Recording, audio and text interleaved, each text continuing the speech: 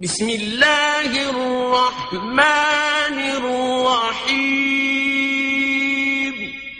اللہ کے نام سے شروع جو نہایت مہربان رحم والا۔ یا ایھا الذین آمنوا اذا نودی للصلاة من یوم الجمعة فاسعوا الى ذکر اللہ وذروا البیع۔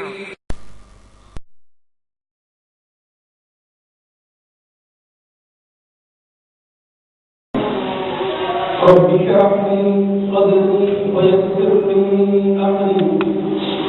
واحلل عقدة من لساني يفقهوا قولي۔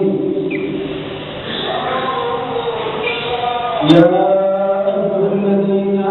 امنوا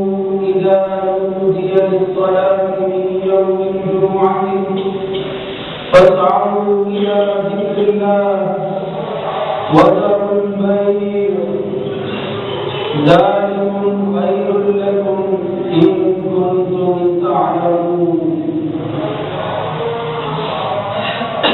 فإذا قضيت الصلاة فانتشروا في الأرض وابتغوا من فضل الله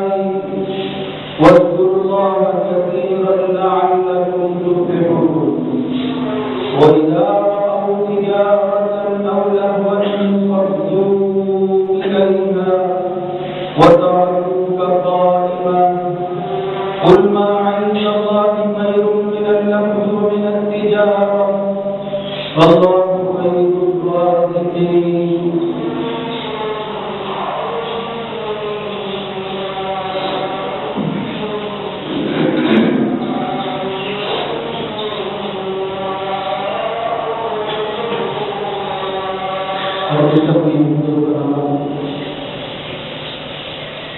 اللہ ہماری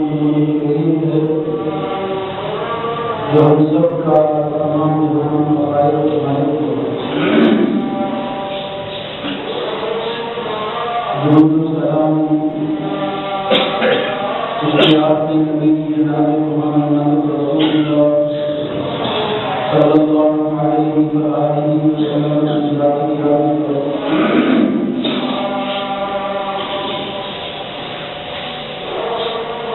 پچھلے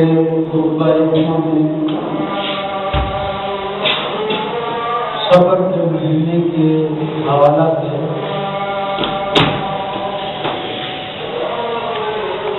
عامۃ الناس میں جو غلط فہمیاں پائی جاتی ہیں اور نبی کریم صلی اللہ علیہ وآلہ وسلم نے اس مہینے کے حوالہ سے جو ہدایات ہمیں دی ہیں صحیح دلائل کے روشنی میں وہ چند گزارشات پیش کی گئی۔ میں نے عرض کیا تھا کہ دن، ہفتے اور مہینے یہ فی نفسی ہی قطعاً منحوس نہیں ہوتے، نحوست نام کی کوئی چیز ان کے اندر نہیں ہے۔ بندے کے اعمال بالخصوص اس کی بغاوت، معصیت اور نافرمانی، اس کے برے اعمال اس کے اپنے دنوں کو جس میں وہ زندگی گزارتا ہے منحوس بناتا ہے۔ ورنہ اللہ رب العزت نے پوری دنیا کو بالعموم اور اپنے ماننے والوں کو اور اس آخری امت کو بالخصوص ایسے دن عطا کیے ہیں کہ اگر ان دنوں میں بندہ اللہ اور اس کے رسول کی ہدایات کو پیش نظر رکھے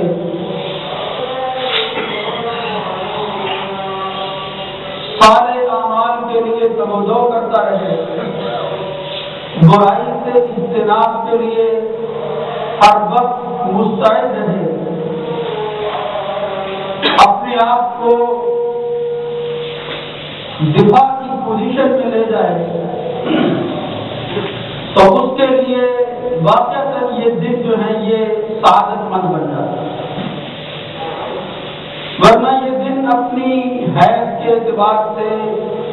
اپنی تبدیلی اور حقوق کے لحاظ سے اسی طرح چل رہے ہیں جس طرح اللہ نے ان کو پیدا کیا۔ آپ دیکھیں کہ اللہ رب العزت نے اپنے آخری نبی محمد الرسول اللہ صلی اللہ علیہ وسلم کے ذریعے ہمیں بتایا کہ کبھی تمہاری خوشی کے دن وہ عید کہلاتے ہیں، کبھی اللہ رب العزت تمہیں رمضان عطا کرتا ہے، کبھی اسی رمضان کے اندر لیلۃ القدر سے تمہیں نوازتا ہے، کبھی اللہ رب العزت ذوالحج کے آخری دن جو ہے وہ تمہیں عنایت کرتا ہے، ذوالحج کے ابتدائی دن اور رمضان کے آخری دن عطا کرتا ہے۔ اس طرح ہر مہینے کے اندر اللہ رب العزت نے کچھ نہ کچھ ایسے دن رکھے ہیں جو دوسروں سے ممتاز ہوتے ہیں۔ اصل بات سوچنے کی ہے، فکر کرنے کی ہے، اپنے آپ کو کسی کے پیچھے لگانے کی ہے، اپنی مرضی کو قربان کرنے کی ہے، ورنہ انسان کے لیے ہر دن وہ سعادت والا ہے، ہر دن اس کے لیے خوشی کا باعث بن سکتا ہے۔ اللہ رب العزت نے تو اپنے ماننے والوں کو ان کے غموں کو دور کرنے کے لیے وہ ساری چیزیں جو ان کو تکلیف دے سکتی تھی ان کو دور کیا ہے۔ مومن کی خوشی، مومن کی راحت، مومن کا آسان زندگی گزارنا یہ اللہ رب العزت کو بھی پسند ہے، اور اللہ یہی چاہتے ہیں کہ وہ میری بندگی کے لیے ہر طرح سے آزاد ہو۔ میرے بھائیوں نے جو آیات میں نے پڑھی ہے یہ سورہ جمعہ کا آخری رکوع، اللہ رب العزت ہر 8 دن کے بعد یہ ایک دن ہمیں عنایت کرتا ہے۔ اس کی اہمیت کے لیے تو اتنا ہی کافی تھا کہ اللہ نے اپنی آخری کتاب کے اندر پوری ایک سورت اس دن کے نام پر رکھی ہوئی، سورۃ الجمعہ۔ لیکن یاد دہانی اور تذکیر کے لیے ان باتوں کو سننا بہت ضروری ہے جن کو اللہ اور اس کے رسول نے بیان کیا ہے، تاکہ انسان غفلت سے بیدار ہو۔ صحیح احادیث میں اس دن کے حوالہ سے اتنے براہین موجود ہیں، ایسی ایسی ہدایات نبی کریم صلی اللہ علیہ وسلم نے ہمیں دی ہیں کہ اگر انسان ان پر عمل پیرا ہو تو واقعتاً اس کے لیے یہ دن جو ہے یہ کسی عید کے دن سے کم نہیں۔ حضرت عبداللہ ابن عباس رضی اللہ تعالی عنہ الیوم اکملت لکم دینکم کی آیت پڑھ رہے تھے کہ یہودی کہنے لگے اگر ہمارے ہاں یہ آیت اترتی تو ہم اس کو عید بنا دیتے۔ عبداللہ ابن عباس نے کہا کہ ہمارے لیے بھی صرف ایک دن عید نہیں بلکہ یہ دن جو ہے اتنی خوشی کا ہے کہ اس میں 2 عیدیں اللہ نے اکٹھی کر دی، اور اس میں سے ایک عید وہ جمعہ کی عید، یعنی جمعہ کا دن۔ عبداللہ ابن عباس نے جمعے کے دن کو عید قرار دیا، خوشی کا دن قرار دیا۔ لیکن میرے بھائیوں ہماری خوشی اور ہمارا غم وہ اللہ اور اس کے رسول کے فیصلوں کے تابع ہے۔ ہم اپنی زندگی کے اندر اگر غم پہنچتا ہے تو صبر اختیار کرتے ہیں، اور اگر خوشی ملتی ہے تو حد سے تجاوز نہیں کرتے۔ لہذا معاملات کو بین بین چلانا، خوف اور رجا کے درمیان زندگی گزارنا یہ ایمان کی زندگی۔ اس لیے اس دن کے حوالہ سے جہاں یہ ملنے والوں کے لیے سعادت ہے وہاں یہ ہمارے لیے اللہ اور اس کے رسول کی طرف سے ایک بہت بڑی تنبیہ بھی۔ صحابہ کرام رضوان اللہ علیہم اجمعین نبی کریم صلی اللہ علیہ وسلم اس دن کے حوالہ سے اس کے آغاز سے پہلے بہت زیادہ متفکر ہوتے تھے، یعنی انتظار میں رہتے تھے کہ اللہ رب العزت اس دن کو خیر کا دن بنائے۔ اس کی وجہ کیا تھی؟ رسول اللہ صلی اللہ علیہ وسلم نے فرمایا خیر یوم طلعت علیہ الشمس یوم الجمعہ، ہر روز سورج طلوع ہوتا ہے لیکن بہترین وہ دن جس میں سورج جو ہے وہ طلوع ہوتا ہے وہ جمعے کا دن۔ یہ وہ دن ہے خلق فیہ آدم،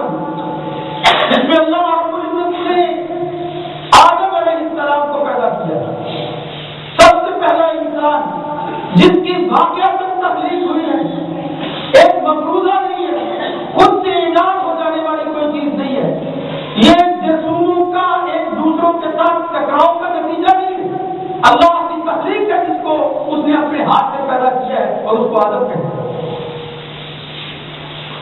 خلقت بیدی ونفخت فیہ من روحی، اللہ رب العزت اس طرح کی آیات کے حوالے سے بیان کرتا ہے۔ تو فرمایا خلق آدم، آدم پیدا ہوا جمعے کے دن، وادخل الجنہ، جمعے ہی کے دن اللہ رب العزت نے جنت کے اندر آدم علیہ السلام کو داخل کیا، وفیہ اخرج۔ لیکن جب معاملات ایسے ہو گئے، اللہ کے اس بندے نے بشر ہونے کی وجہ سے، اپنے اس نسیان کے عمل کی وجہ سے اللہ کے اس حکم پر جو ہے وہ پابندی اختیار نہ کی، اخرج منہ، وہاں سے نکال دیا۔ رسول اللہ صلی اللہ علیہ وسلم نے فرمایا وَلَا تَقُومُ السَّاعَةُ إِلَّا فِي يَوْمِ الْجُمْعَةِ، کہ اگر قیامت کا وقوع ہوگا تو اس کا آغاز جمعے کے دن ہوگا۔ اس لیے یہ پریشانی کی بات ہے کہ مسلمان کو، مومن کو ہر وقت فکر رہنی چاہیے کہ کہیں آج طلوع ہونے والا سورج اس کی زندگی کا آخری دن نہ ہو، یہ آخری سورج نہ ہو۔ اس لیے رسول اللہ صلی اللہ علیہ وسلم نے فرمایا قیامت کا وقوع جو ہے وہ جمعے کے دن ہے۔ ہر جمعے کے دن مسلمان کو اللہ کے حضور اپنے ہاتھ اٹھا کر دعا کرنی چاہیے کہ اللہ اس دن کو میرے لیے خوشی کا دن بنا دے، سعادت مندی کا دن بنا دے، اور اس میں مجھے وہ اعمال کرنے کی توفیق نصیب فرما کہ جس کے ذریعے تیری رضا حاصل ہو سکے۔ رسول اللہ صلی اللہ علیہ وسلم نے فرمایا ان فی الجمعۃ لساعۃ، یہ وہ مبارک دن ہے کہ اس میں ایک گھڑی ایسی آتی ہے لا یوافقها عبد مسلم یسأل اللہ فیہا خیرا الا اعطاہ ایاہ، کہ اس گھڑی میں اللہ کا بندہ جب اپنے مالک سے کوئی بھی طلب لے کر چیز جو ہے وہ مانگتا ہے،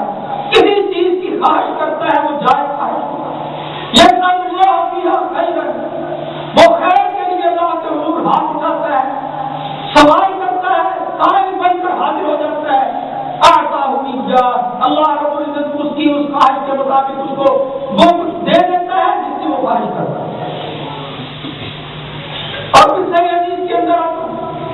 کہ بالخصوص اگرچہ وہ سارا دن جو ہے وہ دعاؤں کا دن ہے،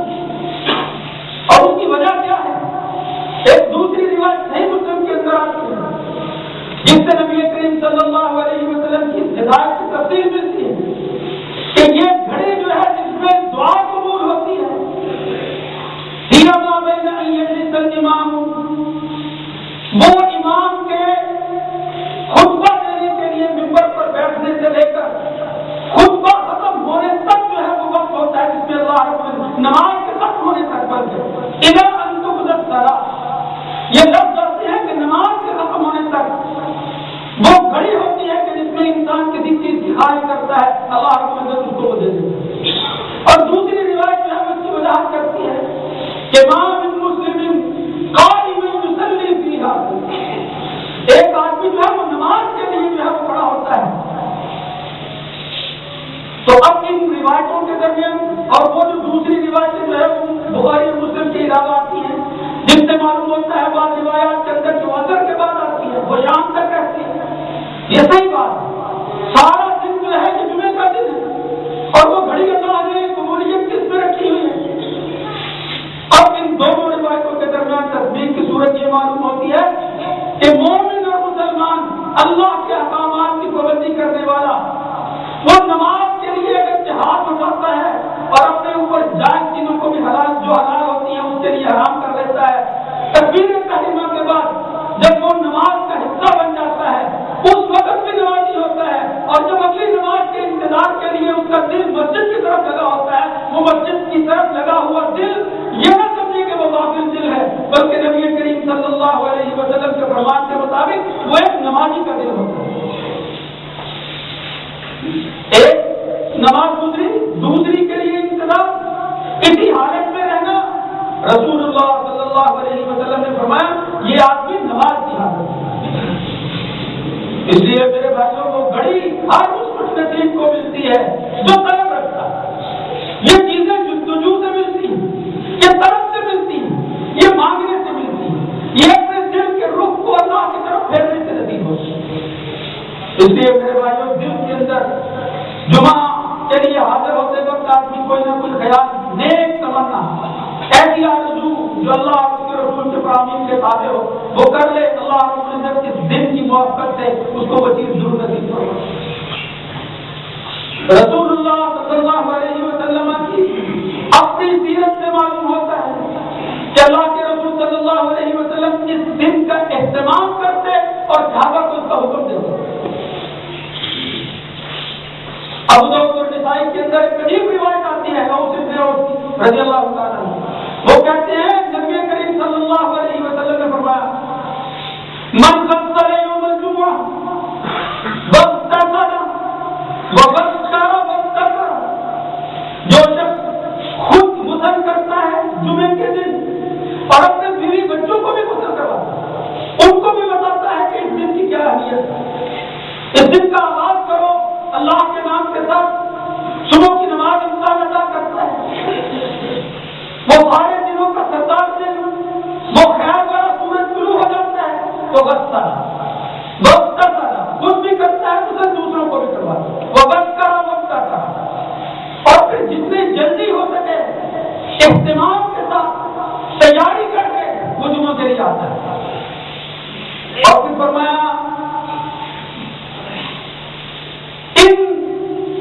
کاموں کے آغاز کے ساتھ یعنی غسل کرنے کے بعد وہ اپنے گھر سے نکلتا ہے۔ دوسری روایت کے اندر آتا ہے من توسل فاحسن الوضوء، یعنی گھر سے نکلتا ہے، گھر سے وضو کر کے آتا ہے، اچھی طرح وضو کرتا ہے، جس طرح وضو کرنے کا طریقہ اللہ کے رسول صلی اللہ علیہ وسلم نے صحابہ کو بتایا اور صحابہ نے ہمیں بتایا۔ ثم اشرب وانصت، پھر آتا ہے اور دوسری دو روایتیں جو ہے ان کو بھی اکٹھا کرو، لیکن آتے ہوئے کسی سواری پر سوار ہو کر نہیں آتا، بدنا من الامام، اور پھر امام کے قریب بیٹھنے کی کوشش کرتا ہے، پہلے ہوتا ہے واستمع، جو بات ہو رہی ہے اس کو غور سے سنتا ہے، ولم یلغو، وہ اپنے کاموں میں مصروف نہیں رہتا۔ نبی کریم صلی اللہ علیہ وسلم نے فرمایا اس کا لفظ کام کیا ہے اور کچھ نہیں ہے، کسی دوسرے بندے کے ساتھ جو ہے وہ مخاطب نہیں ہوتا، بلکہ اگر وہ کسی کو برا کام کرتے ہوئے دیکھتا ہے اس کو روکتا ہے، حالانکہ وہ کام روکنے والا ہے لیکن جملے کے اندر اس کو اس کی بھی اجازت نہیں ہے، یہ کام بھی اس کے لیے غلط بن جائے۔ یا فرمایا ومن مس الحصى، وہ سکوں کے ساتھ پھیرتا رہتا ہے، سمجھتا فارغ بیٹھا ہوا، شیطان جو ہے وہ کوئی نہ کوئی بات دل میں ڈالتا ہے، ایمان کی باتوں کو نہیں سنتا، جو بات ہو رہی ہے اس کی طرف دھیان نہیں کرتا۔ رسول اللہ صلی اللہ علیہ وسلم نے فرمایا ایسا بے نصیب آنے کے باوجود اپنا حصہ نہیں پاتا، لیکن اگر کوئی شخص ان ہدایات پر عمل کرتا ہے اور ان کا خیال رکھتے ہوئے جو ہے وہ خطبہ سنتا ہے، صبح اس نے غسل کیا ہے، جلدی کی ہے اور پھر پیدل چل کر آیا ہے، اس کو ملے گا کیا؟ رسول اللہ صلی اللہ علیہ وسلم نے فرمایا کان لہ بکل خطوۃ، ہر قدم کے بدلے کے اندر جو گھر سے اٹھا کر وہ مسجد تک جو ہے وہ پہنچتا ہے، ہر قدم کے بدلے کے اندر کان لہ بکل خطوۃ عمل سنۃ، اللہ رب العزت ایک ایک قدم کے بدلے کے اندر ایک ایک سال کی نیکیاں اس کو عطا فرماتا، عمل سنۃ، اور پھر وہ عمل ہے بھی کیسا، وہ نیکی ہے کیسی جس کا اس کو ثواب ملتا ہے؟ فرمایا اجر صیامھا وقیامھا، یوں سمجھے کہ اس کا دن جو ہے وہ روزے کی حالت میں گزر رہا ہے، اس کی رات اللہ کے حضور کھڑے ہوتے ہوئے عبادت کرتے ہوئے گزر رہی ہے۔ عمل سنۃ اجر صیامھا وقیامھا، میرے بھائیوں اس دن کو معمولی نہ سمجھو، نبی کریم صلی اللہ علیہ وسلم کے یہ فرامین بتاتے ہیں کہ یہ ہر 8 دن کے بعد آنے والی عید ہمارے لیے ہماری زندگی کو عید بنا سکتی ہے اگر ہم اللہ کے رسول کی ہدایات کے مطابق اس کو بنائیں۔ لہذا اس کا اہتمام کرنا، دوسروں کو کروانا، اور سب کے بارے میں یہاں تک آتا ہے کہ اس دن اگر گھر والے کوئی کام کہتے ہیں کہ فلاں کام کرنا ہے، وہ کہتے کوئی بات نہیں، یہ دن گزرنے دے دو، یہ کام ضرور ہو جائے گا، یہ وہ سعادت والی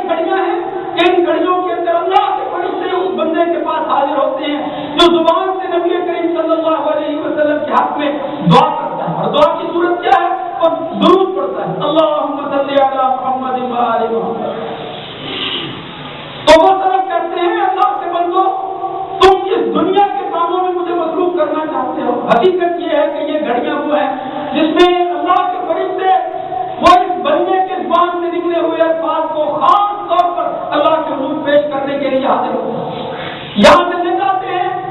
اور پھر نبی کریم صلی اللہ علیہ وسلم تک پہنچاتے ہیں، اور یہ اس کا نیک عمل اللہ کے دربار کے اندر قبول ہو جاتا ہے۔ اس لیے میرے بھائیوں، اس دن کے اندر کرنے والے کام، صبح با جماعت نماز ادا کرنا، پھر غسل کرنا، اور پھر اسی دن کے اندر کسی اچھی بات کی خواہش رکھنا، اور پھر ساتھ ہی اس دن وہ ایک ایسی صورت کی تلاوت کرنا جس کی وجہ سے اس دنیا کے سب سے بڑے فتنے سے انسان محفوظ ہو جائے گا، وہ ہے سورہ کہف کی تلاوت کرنا۔ پہلی 10 آیات پڑھ لیں یا آخری پڑھ لیں، اور پھر ساری صورت پڑھ لیں، مختلف روایتیں آتی ہیں۔ نبی کریم صلی اللہ علیہ وسلم نے فرمایا ایک ایسا خطرناک فتنہ کہ جس سے انسان کے لیے بچاؤ کی کوئی صورت نہیں ہے کہ اس کا اللہ پر اتنا اعتماد اور یقین ہو کہ اس کی زندگی کے اعمال جو ہیں اس وقت اس کے لیے ڈھال بن جائیں گے، ورنہ اس فتنے سے بچنا ممکن نہیں۔ وہ جمعے کے دن کا اسی دن جس دن قیامت کا وقت ہوگا، اس بندے کو جو ہے وہ اپنے ہر جمعے کے دن سورہ کہف کی تلاوت ضرور کرنی چاہیے۔ اللہ رب العزت ان نیک اعمال کو کرنے کی توفیق نصیب فرمائے۔ اللہ رب العزت اس دن کو ہمارے لیے سعادت والا دن بنائے، اور واقعات ہم اس اجر کو حاصل کریں جس اجر کو اللہ کے رسول صلی اللہ علیہ وسلم نے بیان فرمایا۔ میرے بھائیوں، بات ضرور غلط ہے، میں اشارہ ضرور کر دیتا ہوں۔ یہ خلفائے راشدین کے بعد کے زمانے کے اندر جب دنیا کی دولت عام ہو گئی تو بعض دنیا دار خطبہ وہ اس جمعے کو عبادت نہیں سمجھتے تھے، بلکہ وہ لوگوں کو اذیت دینے کے لیے، اس نیکی کے نام پر لوگوں کو خوش رکھنے کے لیے جو مسجد میں پہنچتے تھے وہ لمبا لمبا خطبہ دیتے ہیں تاکہ اثر کا وقت ہو جاتا۔ اللہ کے بندے اس وقت بھی یہ بات کرتے، ایک شخص کو دیکھا بشر بن الحکم وغیرہ کو، یہ امید تھا تو آنے والا مسلمان جو ہے وہ کہتا ہے اس خبیث کی طرف دیکھو، یہ خطبے کو لمبا لمبا کرتے ہیں، اور صورتحال یہ ہے کہ رسول اللہ صلی اللہ علیہ وسلم ان کا کھڑا ہو دیتے تھے، یعنی کھڑا ہونے کی حالت کے اندر ممبر پر کھڑے ہوتے تھے اللہ کے رسول، لیکن اس کی کیفیت یہ ہے کہ یہ ممبر پر کھڑا ہونے کی بجائے بیٹھ کر خطبہ دے رہا ہے۔ یہ دونوں باتیں اللہ کے رسول صلی اللہ علیہ وسلم کی سنت کی مخالفت ہے۔ لمبا خطبہ دینا، بیٹھ کر دینا، اللہ کے رسول صلی اللہ علیہ وسلم کی سنت کی مخالفت ہے، جرم ہے یہ۔ خطبے کو مختصر کرنا اور پھر نماز کے اندر جو ہے اصول دینا، مقابلے میں نہیں کہ خطبے سے مقابلہ کر نماز جو ہے وہ لمبی ہو، نہیں، نسبتاً جو ہے وہ لمبی نماز پڑھنا۔ اور اس کے لیے نبی کریم صلی اللہ علیہ وسلم نے بتایا کہ آپ اپنی جمعے کی نماز جو ہے 2 رکعتیں ان کے اندر سلام صورتیں پڑھیں، یعنی سنت کے مطابق ان صورتوں کو پڑھنا، بہت زیادہ لمبی بھی مقصود نہیں۔ صحابہ کہتے ہیں ما كنا نصيب ولا نتغدى الا بعد الجمعہ، ہمارا جمعہ جو نبی کریم صلی اللہ علیہ وسلم کے پیچھے ہوتا تھا وہ یہ تھا کہ ہم کیلولا بھی کرتے اور اپنا کھانا بھی کھاتے جمعہ پڑھنے کے بعد، یعنی یہ دونوں کام، آرام کرنا، کیلولا کرنا، کھانا کھانا۔ صحابہ کہتے ہیں جمعہ پڑھ کر چلے جاتے پھر بھی کام کرتے، لیکن میرے بھائیوں لمبا خطبہ اور پھر اثر کا وقت ہو جائے اس کی جو کیفیت ہوتی ہے اس میں ان دونوں چیزوں کی پھر مخالفت ہے۔ اس لیے نبی کریم صلی اللہ علیہ وسلم کی ہدایات کے مطابق اس کو عبادت سمجھ کر کرنا وہ ہم سب کے لیے نجات کا ذریعہ ہے۔ یہ خطبہ دینے والے کے لیے بھی اور پھر سننے والے کے لیے بھی اسی وقت عبادت بن سکتی ہے جب ہم نبی کریم صلی اللہ علیہ وسلم کی ہدایات کے مطابق، آپ کے فرامین کے مطابق، آپ کی حدیث اور سنت کے مطابق یہاں کھڑا ہو تو وہ بھی اور بیٹھا ہوا شخص جو ہے وہ بھی، دونوں اگر نبی کریم صلی اللہ علیہ وسلم کے فرامین کے مطابق اس کو انجام دیں گے تو ان کا وہ عمل جو ہے وہ عبادت بن جائے گا، نیکی بن جائے گی۔ اللہ رب العزت اس دن کے اندر سب سے بڑا کرنے والا جو کام ہے وہ اس کے نصیب کے اندر کر دے گا اور اس کو قبول کرے گا۔ اللہ رب العزت ہمیں ان پر عمل کرنے کی توفیق عنایت فرمائے۔ اللہ تعالیٰ ہمیں اپنی خواہشوں کے مقابلہ کے اندر اپنی خواہشوں کو قربان کر کے اللہ اور اس کے رسول کی ہدایات کے مطابق اس دن کو گزارنے کی توفیق عطا فرمائے۔